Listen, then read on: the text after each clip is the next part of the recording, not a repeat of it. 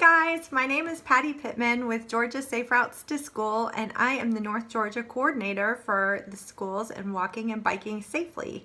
We are a DOT project, so Department of Transportation, the same people that fix your roads and make it possible to drive trucks and cars and buses and things like that on the big roads. Sponsor us because we're what's called active transportation. So walking and bicycling, you're active while you're doing it, so it's active transportation. And I cover all of North Georgia. So I have all the schools in this pink area. And then we have other coordinators in the state that cover the purple and the yellow and then the green as well. So we have a lot of schools that we cover, more than 500. And we go out to those schools and we do lots of different things. We cover a few basic things. Here's what we go over. We look at the 6 E's: encouragement, education, evaluation, engineering, enforcement, almost forgot, and equity. And all of them are very important and they all kind of go together. So I'll tell you a little bit about how I do each one of those things. Encouragement.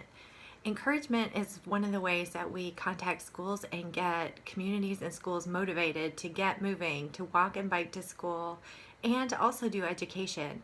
And in encouragement, we do 3 main events every year. We have a walk to school day in the fall, we have a walk to school day in the spring, and we have a bike to school day in May. And with those events, we do some cool stuff, like we have incentives that we can hand out to schools to give to their walkers, and we love to go out and sticker kids and things too. So we have stickers, we have glow-in-the-dark bracelets, we have pencils, we get reflectors, and I love these. These are our bookmarks that remind everyone to be safe and be seen when they're walking. And they have great walk tips and bike tips on the back that just remind people to do things like walk on the left side of the road so you can see traffic coming at you, to make eye contact with drivers before you cross, to make sure the drivers actually see you and they're not just paused for a stop sign, but they actually see you, or a traffic light. So we do lots of events, and I'll show you a couple of pictures. So events look different at every school. At this school, they don't have sidewalks. They are kind of in the middle of a field, so they do walk to school days almost every day of the week.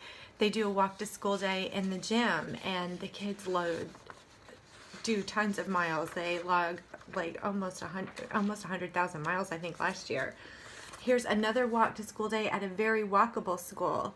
So at this school, they normally have a bunch of walkers every day, but on walk to school days, the event is huge. And here's where enforcement comes into play as well. With this school, they have a bunch of students that can walk to school and want to walk to school, but you see there's no crosswalk, there's no way to cross this road. So law enforcement comes out. Usually 3 cars come out with officers to help the students and their parents walk to school safely and cross that road so they can get to school on the walk days. And then this, see the glow-in-the-dark bracelets? This is one of my favorite pictures. This school does walk to school day. Again, they're a very remote rural school. They do walk to school days at the tracks at the track above their school during their specials time. So they encourage that way. A lot of schools will encourage walking and biking just by doing some education and posting announcements in the morning and on their boards in the school, reminding students to walk and bike safely and to make eye contact. And a lot of schools will contact their parents as well to remind them to do things like give bikes 3 feet when they're passing them, and to be more aware of bicycles and walkers around the school area. Education. I touched on education a little bit with us educating people during our events, and a big part of what we do is making sure that there are resources available to schools and to students and to parents for learning how to walk and bike safely, as well as driving safely around walkers and bicyclists. But we also go out and do events. So we'll do small group events. This is at a safety town, but we do small group events as well. And with younger students, we'll put down crosswalks and we'll demonstrate how to cross the street and how to make eye contact with drivers to get students a little bit more familiar with actually making eye contact with a driver, whether it's just waving and saying thank you before you cross the street to make sure that they see you.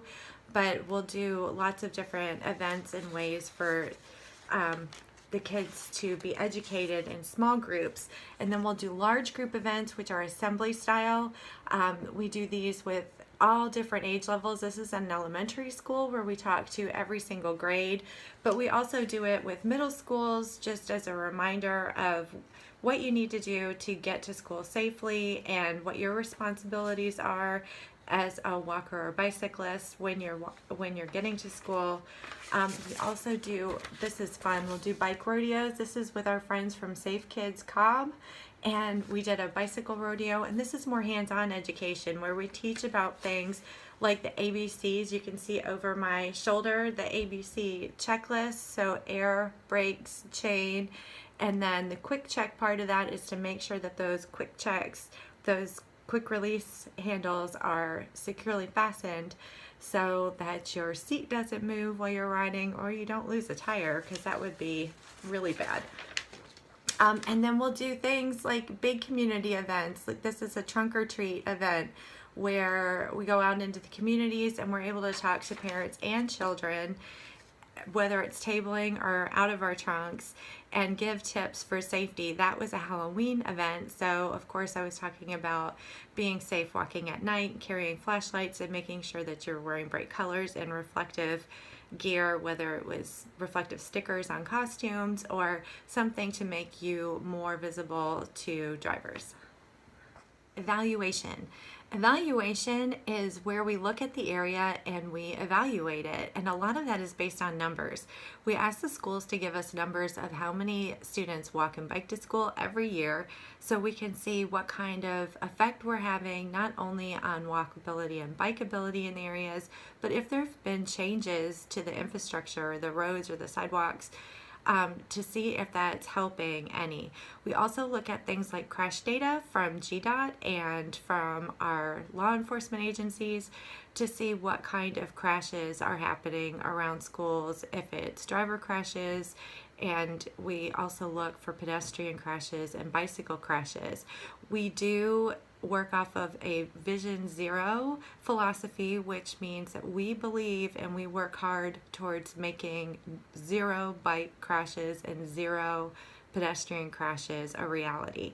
And the communities we work with and the schools we work with, of course, want the same thing. We don't want to see any crashes with students arriving or dismissing from school.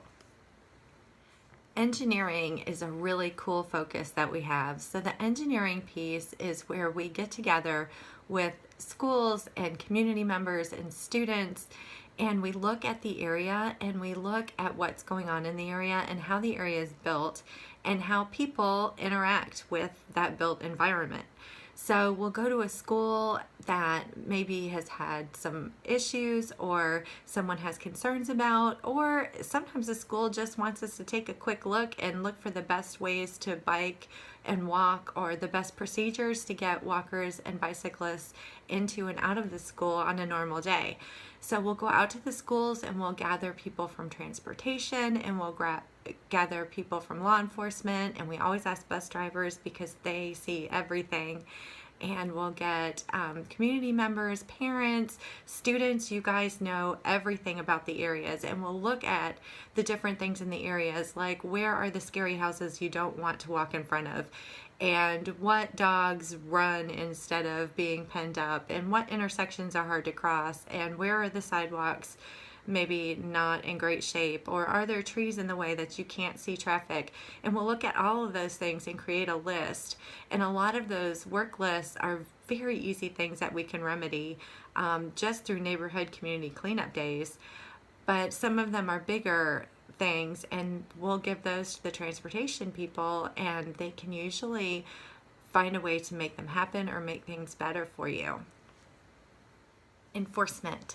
So you've heard me talk about working with law enforcement a couple of times now, whether it's on walk to school days or education or what have you. We work with our law enforcement agencies quite a bit, not just to ask them to make sure that people are driving at slow speeds around schools and stopping for stoplights and making sure that they're yielding to pedestrians and giving bicyclists the 3 feet when they pass them. But we also work with them in education. Law enforcement is very, very into making sure you know what to do and that drivers know what to do when they see you walking and bicycling. So here is a picture of some Cobb County police officers. They came out to help us at a bike rodeo and doing the education piece. And bike rodeos are a lot of fun because you can do a lot of hands-on events and they can do quick stops and quick starts. And so the police officers helped us out quite a bit with that and reminding parents and students of the rules of the road. And here's another one. This is neat. This is Forsyth County, the Sheriff's Department. One of the deputies had a neat idea for pedestrian flags. See the pedestrian flag here? We had an issue where cars were not always stopping for people walking in the crosswalk. There's a flashing beacon there that you push the button and it flashes to get attention for the drivers that people are going to cross, but it was still kind of hard to see. And so the sheriff's deputy said, hey, why don't we use pedestrian flags? So a Girl Scout troop put together a pedestrian flag, and then the Girl Scout troop and the sheriff's department made a video on how to use the pedestrian flags, how to hold them out in front of them to get more attention so the cars would stop. And then, of course, making eye contact with the drivers and making sure the cars were stopped, crossing the road with those flags and putting them in the bin at the other side. Equity. Equity is our last E, and equity is actually a big part of the puzzle and goes through everything we do. Equity and equality get confused a lot. So equality basically means that everybody gets the same thing. So fairly, everyone gets the same thing. Equity means that everybody gets the same idea that suits them better. And here's kind of a good way to explain it. If I was going to give everyone in my house a treat. So I have 2 cats, a dog, and 2 children that I'm going to give a treat to. And they all got excited. They were ready to have their treat. And then I brought out this, cat treats. Well, 2 people in my house, the cats, would be excited about this. The dog might be kind of excited about this, but my children would not be excited about getting this as a treat. So equally, I could give them each a treat and give them each a cat treat. But if I was looking at doing it equitably, I would give the cats a cat treat, I would give the dog a dog treat, and I would give my children cookies. So I hope that kind of explains equity and equality. And the reason that equity kind of goes through everything we do is not everybody has the same experience. So some areas people don't own a lot of cars, and we need to look at how they get to places in those areas because car travel is not always going to be the best form of travel. And maybe they have to walk or they have to ride their bike to either get to a bus stop or to get to the grocery store. And so we need to look at those areas differently. So thanks for letting me share a little bit about what we do at the Georgia Safe Routes to School Resource Center with you today. Just a follow-up reminder, wear bright colors, make sure you're seen by drivers, make sure that you can be seen by drivers, make sure you're making eye contact with them before you cross in front of any drivers. Just a little wave will do.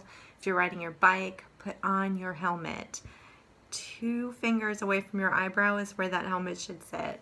Make sure it's buckled because if you go over the handlebars and your helmet is not buckled, your helmet is going first. And make sure that you're obeying the rules of the road. Stop signs matter. So stop your bike at the stop signs, look both ways, just like you're driving a car. I've so enjoyed spending time with you guys today. If you have any questions, I'm posting my information at the end of this. My email address is there. Please email me. I'm happy to come out and I'm happy to talk with you about if you're having issues in your area or if you want some more information. I'll talk to you soon. Y'all be safe and be seen.